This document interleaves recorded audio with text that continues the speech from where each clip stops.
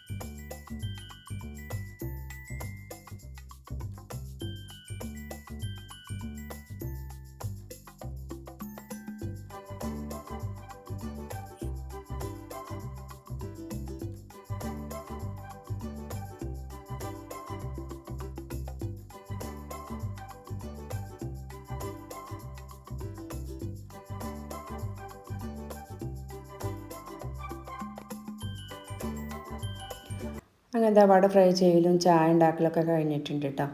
അപ്പോൾ ഞാൻ ഇതുപോലെ ക്ലാസ്സിലേക്ക് ചായ ഒഴിച്ചതിന് ശേഷം ബാക്കി ഉണ്ടാകുന്ന ഒരു പത ഈ ഒരു ഗ്ലാസ്സിൻ്റെ മേലെ ഇങ്ങനെ ഒഴിച്ചു കൊടുക്കട്ടെ. അത് കുട്ടികൾക്ക് ഭയങ്കര ഇഷ്ടമാണ്. അപ്പോൾ അതങ്ങനെ മേലെ കാണണം കേട്ടോ ആ ഗ്ലാസ്സിൻ്റെ.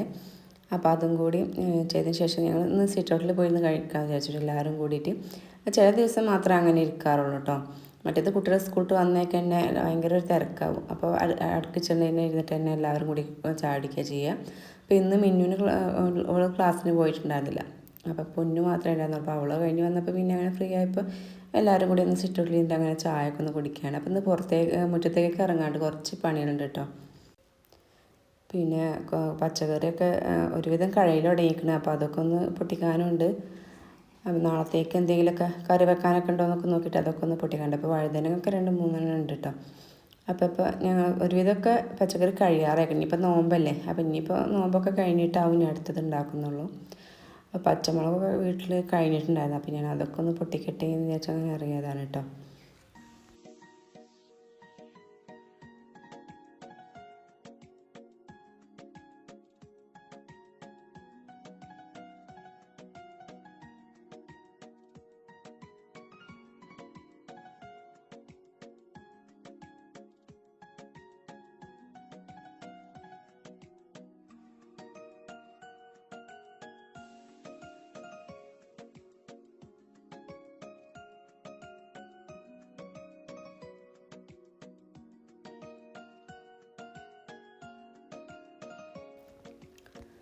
അപ്പോൾ അതാ ഇവിടെങ്ങനെയായിട്ട് മല്ലിയില കുഴിച്ചിട്ടുണ്ടായിരുന്നു. അപ്പോൾ അതും കൂടി ഒന്ന് പറിക്കുന്നുണ്ട്. അപ്പോൾ ഇവിടെ നിന്ന് ആവശ്യമുള്ള ഒരു 2 പ്രാവശ്യമൊക്കെ ഉണ്ടാക്കാനുള്ളത് മാത്രം ഞാൻ അകത്തേക്ക് കൊണ്ടുവന്നുള്ളൂ കേട്ടോ.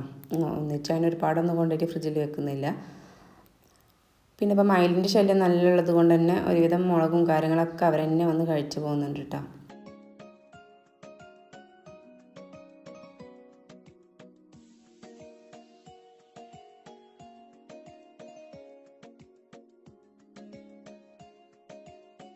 അപ്പോൾ ഈ ഒരു ഭാഗത്തായിട്ട് പയറും അമരൊക്കെ ഉണ്ട്. അപ്പോൾ അതും കൂടി ഒന്ന് പൊട്ടിക്കട്ടെ എന്ന് വിചാരിച്ചു. അപ്പോൾ ഈ പയറൊക്കെ ഇതിൻ്റെ ഉള്ളിലത്തെ ആ ഒരു പയറുമണിയൊക്കെ പക്ഷികൾ കഴിച്ചിട്ട് അങ്ങനെ തൂങ്ങി കിടക്കുന്നുണ്ട് കേട്ടോ. അതിൻ്റെ തൊലി അങ്ങനെ തന്നെ അതിന്മേൽ നിൽക്കുന്നുണ്ട്. അതിൻ്റെ ഉള്ളിലത്തെ ആ ഒരു പയറുമണിയൊക്കെ പക്ഷികൾ കഴിച്ചിട്ടുണ്ട്. അപ്പോൾ ഉള്ളതൊക്കെ അങ്ങനെ എല്ലാതും ഒന്ന് പൊട്ടിച്ചെടുത്തിട്ടുണ്ട്.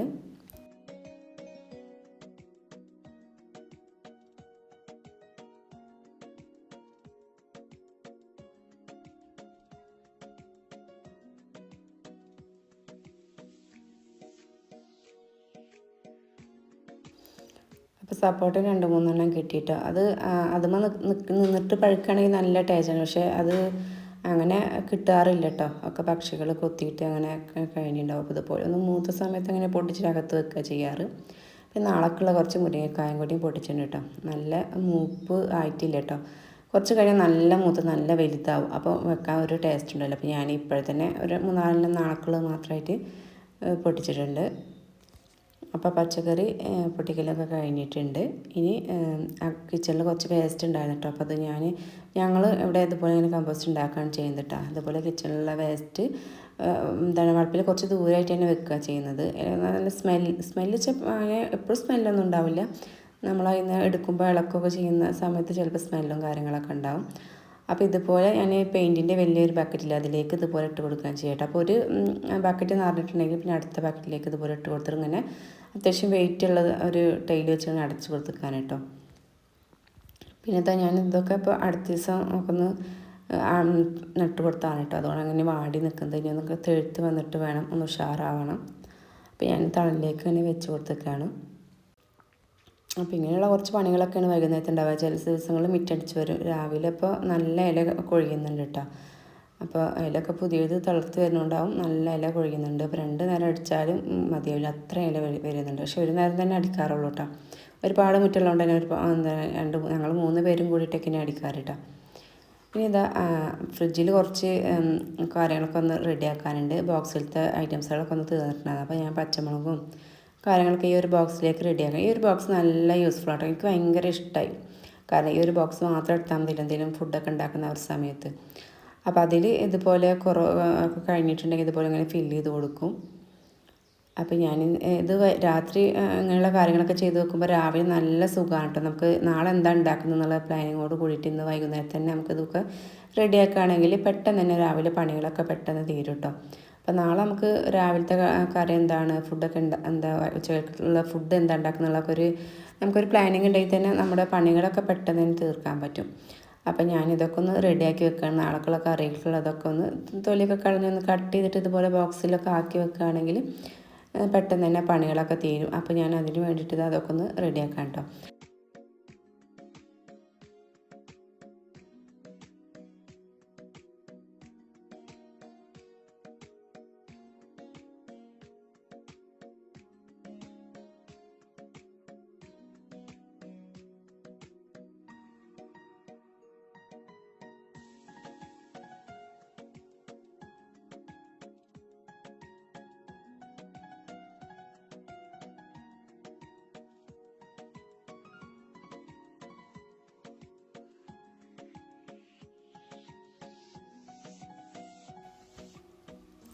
അപ്പോൾ അതാ ഞാൻ പൊന്നിൻ്റെ ഇടയിൽ എന്തോ ചെറിയ പുഡിങ്ങൊക്കെ ഉണ്ടാക്കിയിട്ടുണ്ടായിരുന്നു കേട്ടോ. ബ്രെഡ് വെച്ചിട്ടൊരു പുഡിങ് ഉണ്ടാക്കിയിട്ടുണ്ടായിരുന്നു. അവൾ ഇതുപോലെ ഇടയ്ക്കൊക്കെ ഒന്ന് കിച്ചണിൽ കയറിയിട്ട് ഇങ്ങനെയൊക്കെ എന്തെങ്കിലുമൊക്കെ വെറൈറ്റി ഐറ്റംസുകൾ ഉണ്ടാക്കാറുണ്ട് കേട്ടോ. അവൾക്ക് ഇതൊക്കെ ഇഷ്ടമാണ്. അപ്പോൾ അത് ഉണ്ടാക്കിയപ്പോൾ അങ്ങനെ ഒന്ന് ടേസ്റ്റ് ചെയ്ത് നോക്കി വേണ്ടിയിട്ട് വന്നതാണ് കേട്ടോ. അപ്പോൾ ഞാനതൊക്കെ ഒന്ന് ടേസ്റ്റ് ചെയ്തൊക്കെ നല്ല ടേസ്റ്റ് ഉണ്ടായിരുന്നു കേട്ടോ. അവൾ ഇടയ്ക്ക് കേക്കൊക്കെ ഉണ്ടാക്കാറുണ്ട്. അപ്പോൾ അവളൊന്ന് സ്കൂളിൽ വന്നപ്പോൾ തുടങ്ങി കേട്ടോ, മധുരം എന്തെങ്കിലും കഴിക്കാൻ തോന്നുന്നുണ്ട് ഉമ്മ, എന്താ ഉള്ളത്, ഞാൻ തന്നെ ഉണ്ടാക്കിക്കൊണ്ട് എന്നൊക്കെ പറഞ്ഞപ്പോൾ ഞാൻ ബ്രെഡ് ഇരിക്കുന്നുണ്ടായിരുന്നു. അപ്പോൾ ബ്രെഡും വിപ്പിംഗ് ക്രീമും ഉണ്ടായിരുന്നു കുറച്ച്, പിന്നെ കസ്റ്റർഡ് പൗഡറും പാലൊക്കെ ഉണ്ടായിരുന്നു. അപ്പോൾ ഞാൻ അതായിട്ട് എന്തെങ്കിലുമൊക്കെ ഒരു ഐറ്റംസ് ഉണ്ടാക്കിക്കോ പറഞ്ഞപ്പോൾ അവളുടേതായ രീതിയിൽ അങ്ങനെ ഉണ്ടാക്കിയതാണ് കേട്ടോ. ഒന്ന് സംഭവം നല്ല അടിപൊളിയായിരുന്നു. പിന്നെ അതൊക്കെ കഴിക്കൽ കഴിഞ്ഞിട്ട് പിന്നെ ഞാൻ ആ ഒരു മുരിങ്ങക്കായൊക്കെ ഒന്ന് കട്ട് ചെയ്തൊക്കെ ഒന്ന് ബോക്സിലാക്കി വെക്കുകയാണ്.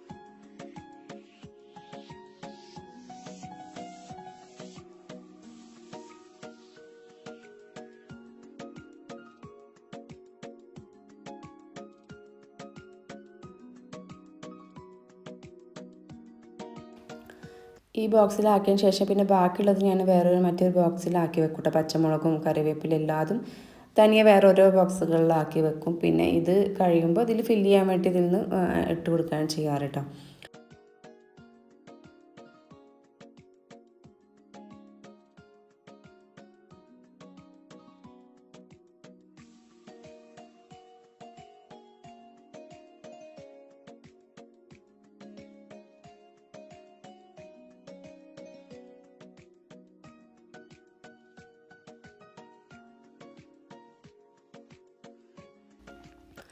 അപ്പോൾ അതിലുള്ള വെളുത്തുള്ളിയൊക്കെ കഴിഞ്ഞിട്ടുണ്ടായിരുന്നു കേട്ടോ. അപ്പോൾ വെളുത്തുള്ളിയും പിന്നെ ചെറുള്ളി അങ്ങനെ വാങ്ങാറില്ല. അപ്പോൾ നാളൊക്കെ കുറച്ചധികം കൊണ്ടുവന്നിട്ടുണ്ടായിരുന്നു. അപ്പോൾ അതും കൂടി ഒന്ന് കട്ട് ചെയ്ത് വെക്കട്ടെ എന്ന് വിചാരിച്ചിട്ടോ. ചെറുള്ളി അധികം ഞാൻ ഇവിടെ വാങ്ങാറില്ല. എല്ലാത്തിൽക്കും ഞാൻ വലിയ ഉള്ളി തന്നെ എടുക്കാറ്. അപ്പോൾ അതൊന്ന് കഴുകിയിട്ടാണ് വെക്കുന്നത്. ഉള്ളിയൊക്കെ ഞാൻ ഒന്ന് കഴുകിയിട്ടാണ് വെക്കുന്നത്. അപ്പോൾ ഇങ്ങനെയുള്ള കാര്യങ്ങളൊക്കെ ഫില്ല് ചെയ്യാനുള്ളതൊക്കെ നമ്മൾ രാത്രി ചെയ്ത് വെക്കുകയാണെങ്കിൽ രാവിലെ നമുക്ക് പണികളൊക്കെ പെട്ടെന്ന് തീർക്കാൻ പറ്റും കേട്ടോ. ഇത് നമ്മൾ ആ ഒരു ബോക്സുകളിൽ വല്ല പൊടികളൊക്കെ എന്തെങ്കിലും കുറവുണ്ടെങ്കിൽ അതൊക്കെ ഒന്ന് ഫില്ലാക്കി കൊടുക്കാം. മുളക് പൊടി, മല്ലിപ്പൊടി, മഞ്ഞൾപ്പൊടി അങ്ങനെയുള്ള ഐറ്റംസുകളൊക്കെ, അതുപോലെ പഞ്ചസാര, ചായപ്പൊടി അങ്ങനെയൊക്കെ കുറവുണ്ടെങ്കിലൊക്കെ ഒന്ന് ഫില്ലാക്കി കൊടുക്കാം കേട്ടോ. പിന്നെ അതുപോലെ തന്നെ നമുക്ക് ഓയിലൊക്കെ എണ്ണയൊക്കെ കുറവ് തോന്നുകയാണെന്നുണ്ടെങ്കിൽ അതിൽ ഒക്കെ ഫില്ല് ചെയ്തിട്ട് വെക്കുക. അപ്പോൾ രാവിലെ പിന്നെ നമ്മൾ ഇനി എടുക്കുന്ന സമയത്ത് അതിൽ എണ്ണയില്ലല്ലോ വെച്ചിട്ട് പിന്നെ ആ സമയത്ത് എടുക്കാനും ഒഴിക്കാനൊക്കെ നിൽക്കണ്ടേ. പിന്നെ ഇവിടെയൊക്കെ നമ്മൾ എണ്ണ വീട്ടിൽ തന്നെ ആട്ടുന്നതല്ല, അപ്പോൾ കേനയിലൊക്കെ ഉണ്ടാവുക. പിന്നെ സ്റ്റീലിൻ്റെ പാത്രങ്ങളിലാണ് ആക്കി വെച്ചിട്ടുള്ളത്, അപ്പോൾ അതിൽ നിന്നൊക്കെ എടുക്കാൻ കുറച്ച് ബുദ്ധിമുട്ടാണ്. അപ്പോൾ ഞാൻ അതൊക്കെ രാത്രി തന്നെ നോക്കും അതിൻ്റെ എണ്ണയൊക്കെ ഇല്ലേ എന്നുള്ളത്. അതിന് ശേഷം അതൊക്കെ ഒന്ന് ഫില്ല് ചെയ്ത് കൊടുക്കും. ഇനി ഈ ഒരു വേസ്റ്റൊക്കെ ഞാൻ ഈ ഒരു പാത്രത്തിലാക്കി വെക്കാൻ വെച്ചത് അടച്ചു വെക്കാൻ പറ്റിയൊരു ബോക്സാണ്. അപ്പോൾ അതിലേക്ക് ഈ നമ്മുടെ ഈ ഒരു പച്ചക്കറി വേസ്റ്റൊക്കെ ഇട്ടിട്ട് വെക്കും കേട്ടോ. അങ്ങനെ പിറ്റേ ദിവസം വൈകുന്നേരത്താണ് പിന്നെ ഇത് ഞാൻ കൊണ്ടുപോയിട്ട് ആ ഒരു ബക്കറ്റിലേക്ക് ഇടുക.